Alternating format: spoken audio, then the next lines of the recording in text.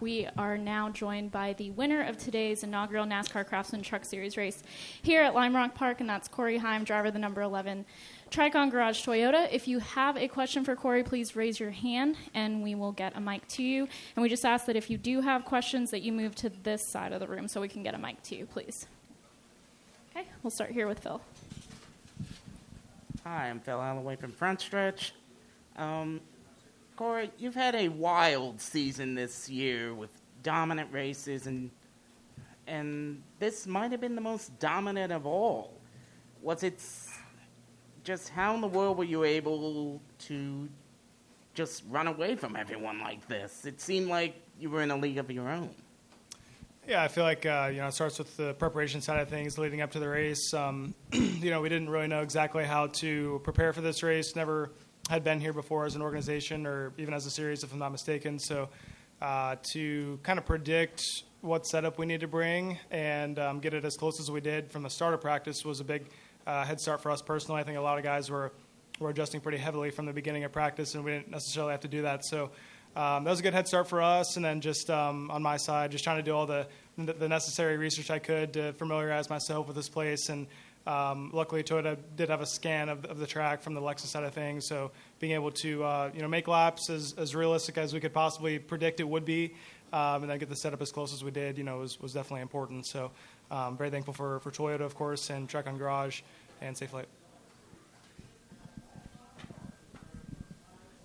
Corey, can you just talk about the restart with 6 laps left and what you're thinking and how hard it was to hold them off there? Yeah, I think my mindset going into that was mostly just, kind of stay in my own world a little bit. I knew that the 34 was probably going to get a good jump being on the outside, and I knew as long as I was side by side with him that I would have an advantage going into the corner. So even since he, edged ahead of me going into the corner, I thought since I was still on his quarter panel, I'd be okay. And I kind of hit my breaking point when I needed to, and he went 50 feet deeper. So obviously that didn't end too well for him. But, just mentally just kind of staying in my own lane and making sure that, I did what I needed to do to position myself correctly and, keep the favorable driver's right side going into 1 and all the way through 1 and 2. So, I was able to succeed at that, and that was kind of the end of that. Tim Moore, Motorsports Today. Congrats on the win, Corey. When you look at it now, you're 10th all-time in the Truck Series wins list. You were a restart or a good jump away on the restart from being the 6th driver in the sports, or at least in Truck Series history, to lead every single lap in a truck race other than Mike Skinner and Ron Hornaday. Just, obviously, I know your goal is to be in the Cup Series, but how important is it for you to leave a legacy here in the Truck Series and continue putting on these great performances to get that championship that you want? Yeah, it's a good question. I feel like with the opportunity that's been presented with me, with this team and, having what I feel is the best team in the series, best organization in the series, and knowing that I have that support around me, it makes me want to go out and gives me more, I wouldn't say more pressure, but just more determination internally to go out and make sure I take advantage of that. It's not every day. 90% of drivers, I feel like, just throwing a blind dart, never find a team that's maybe the right fit for them or just the right situation. And I feel like I've got everyone around me doing the right things and putting me in the right spot. So I don't want to look back 5 years from now and be like, dang, I could have done this better and this better. Should have taken, better advantage of that opportunity. Just want to make sure I, capitalize on it and can look back in the future and say, like, okay, I did exactly what I needed to do to take advantage of that. So I think that's kind of my mindset with that. Any final questions for Corey? Okay. Two things, Corey. Third straight road course win. What's that mean to you, and how did you get to that point? And then second, you have a crew chief. He's from Connecticut, and Scott Zipadelli. What's it mean to get a win for him here?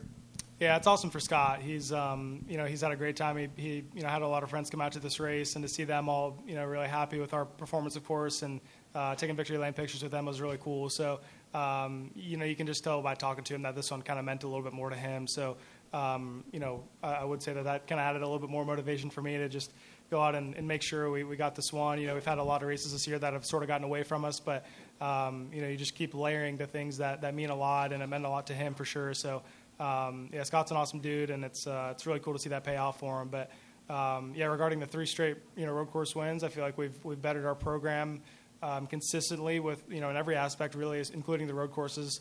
We fired off. I think I think 2023 COTA was the last one that we had finished less than first, and then from there I think we definitely bettered our program a lot.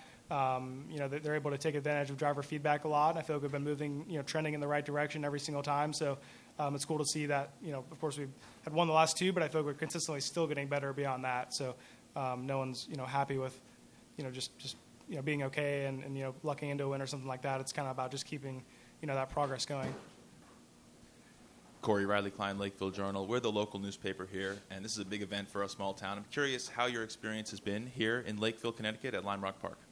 It's been awesome. I feel like, in my history, in my past, racing on iRacing a lot, I feel like this is a pretty common track for that program, and I feel like it's kind of how I sort of learned to road course race in a way. I didn't have a background growing up road course racing. I did a little bit of Legends cars here and there, but I really never got a lot of opportunities road course racing until I was 18 years old. So growing up, I knew I needed to acclimate myself with that if I was going to be successful in the sport, and this is a place that I did it a lot. So even if I haven't been here before, I showed up and was able to get pretty familiar with the track from the very get-go, just because of how many laps virtually I've run here. But also just being here in general and seeing the atmosphere and the fans that came out was super cool. Everyone seemed so excited to have NASCAR at Lime Rock. So I'm really hoping that they continue this trend and we can come back in the future and make some more races happen. Any last questions for Corey? Hi, Simon Marco with the Lakeville Journal. What's your favorite food for a hot day? Oh man, I do. I do try to stay away from greasy foods on a hot day because they can upset my stomach pretty good. So believe it or not, I get pretty stressed on race days, and the greasy food kind of makes that a little bit worse. So some clean chicken, some salad, some rice. I had a couple of peanut butter and jellies a day. So trying to eat clean.